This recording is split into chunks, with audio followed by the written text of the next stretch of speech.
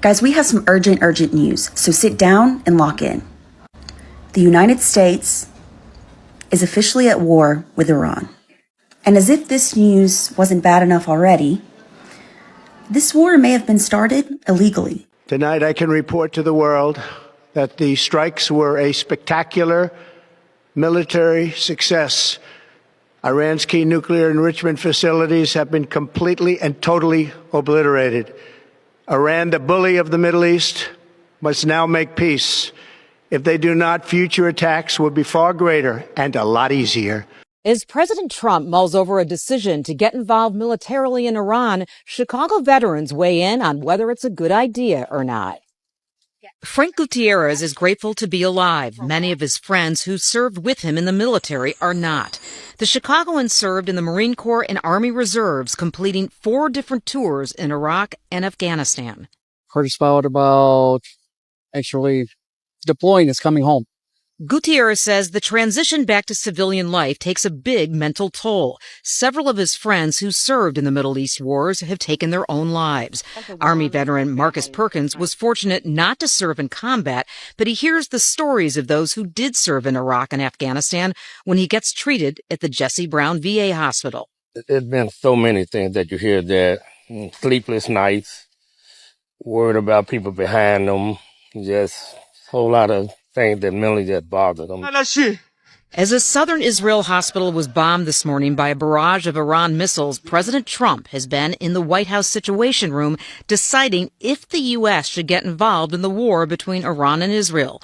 The White House says the president will make a decision within the next 2 weeks. Trump publicly spoke yesterday about the situation. I like to make the final decision 1 second before it's due, because things change. Every American should have a say in, and we do that through, our electoral process. Gutierrez and Perkins hope Trump takes his time and holds out for a diplomatic solution. Easy to get in, hard to get out. Veterans fear nothing will be quick in the Middle East. Iraq and Afghanistan lasted over 20 years, killing thousands of men and women who served and leaving veterans with lifelong physical and mental injuries. We're not even meeting the needs of our current veterans. And we don't need to add another 20 years of combat veterans, medical, mental health issues, drug addictions. Frank Gutierrez says if the U.S. does get involved, he hopes that President Trump will seek the approval of Congress so the toll of war can be discussed as well as an exit plan. Donald Trump authorized a wave of overnight airstrikes that targeted Iranian military infrastructure. Iran already responded with missile attacks on U.S. bases in both Iraq and the Persian Gulf. American troops are now being deployed. This is war. But here's the catch. Only Congress can declare war. In fact, under Article 1 of the U.S. Constitution, the power to declare war rests only with the legislative branch, which is Congress, not the president. What Trump just did bypasses Congress entirely, violating both U.S. law and the War Powers Resolution. This was not a defensive strike. This wasn't an isolated incident. This was a full-scale offensive launched unilaterally. In a televised address, Trump stated, "We will not wait to be attacked. We will destroy Iran's capability of threatening the United States ever again." But legal experts are warning that was an illegal act of war, and it sets a dangerous precedent. Now, markets are crashing, oil prices are surging, U.S. allies are scrambling to respond, and Iran's leadership has vowed endless retaliation. Not only is this a constitutional crisis, it's at a global scale, all at once. I'll keep updating you guys, but history is happening right now, and it didn't go through Congress. All right, this message is for veterans and current service members. If you're not a service member or a veteran, scroll by. Okay, with the news tonight of President Donald Trump bombing Iran, what are your reactions? What do you think is going to happen? The biggest question I think we need to ask ourselves is, are we ready? Are you ready? So as of right now, almost every major city in the United States is on high alert. New York is on high alert. Los Angeles is on high alert. Washington, D.C. is on high alert. Chicago, we are not on high alert, not at this time. Our governor is monitoring it. He'll keep us updated. I've been checking his page. He will keep us updated. But anyway, the major cities are on high alert. You guys, Iran will retaliate. We don't know how. We don't know when. They will retaliate. China and Russia will get involved. They are their allies. They have a right to retaliate. If we be honest, like if somebody hits you, you hit them back or whatever. But just stay vigilant. Pray for our military. Pray hard for our military. And I always say it's better to have it and not need it than to need it and not have it. So make sure you're stocked up. You're going to need it.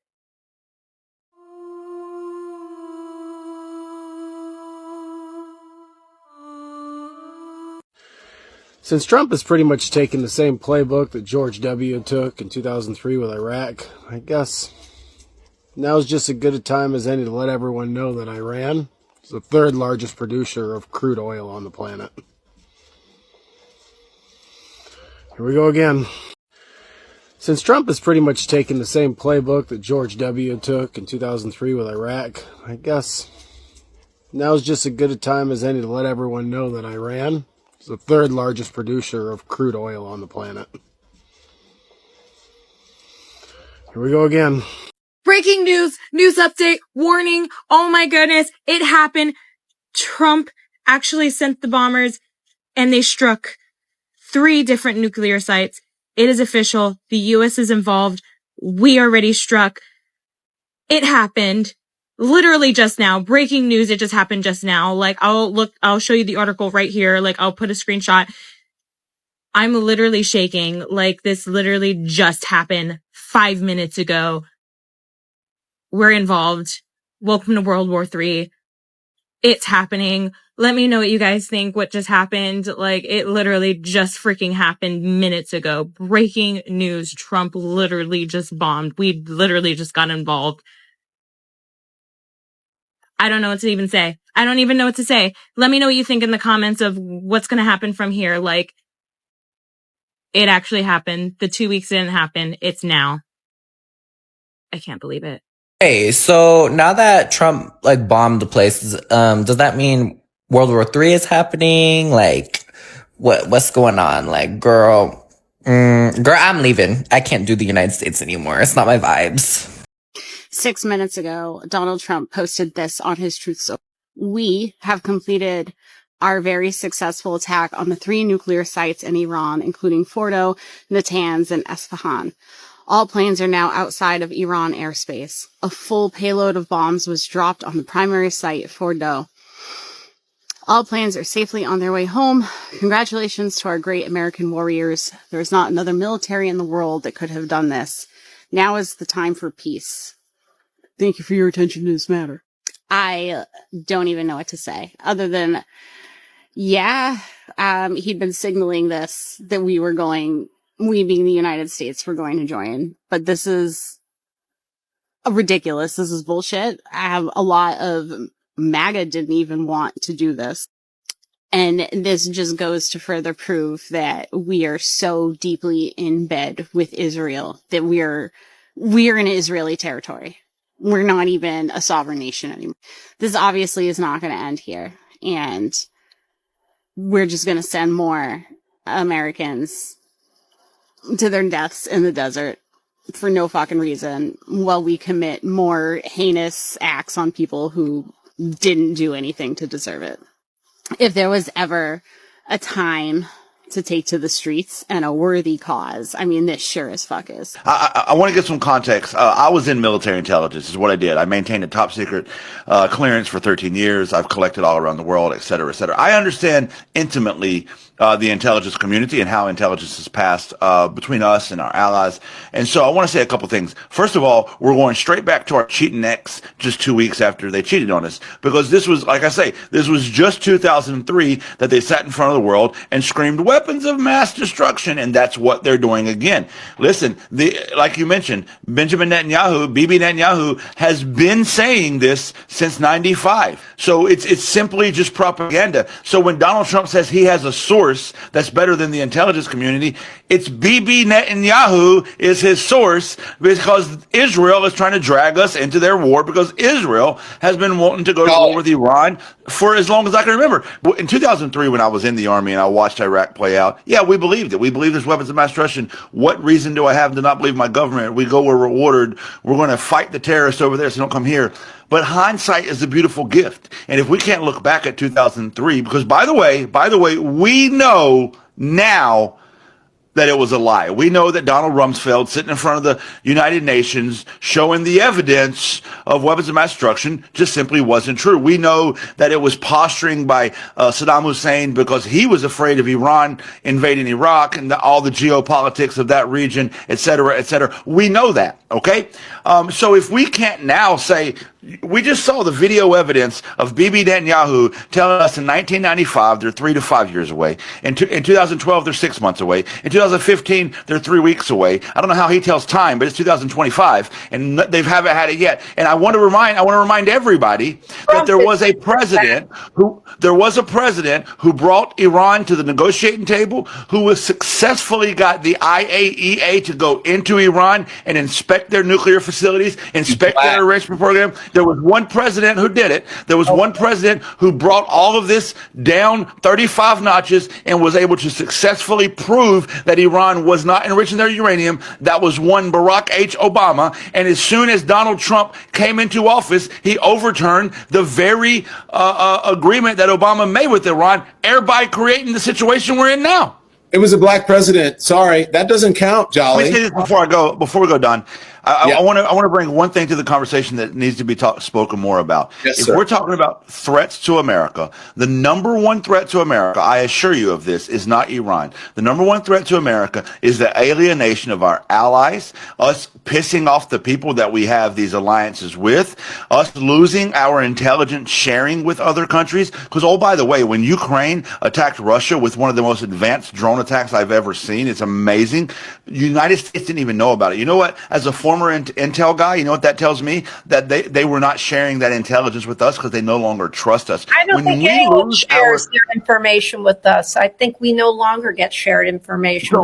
This is what I'm getting at. When we lose our intelligence sharing with our allies, this is very dangerous for America and puts us at a great risk of being blindsided by things happening around the world, because intelligence sharing keeps us safer.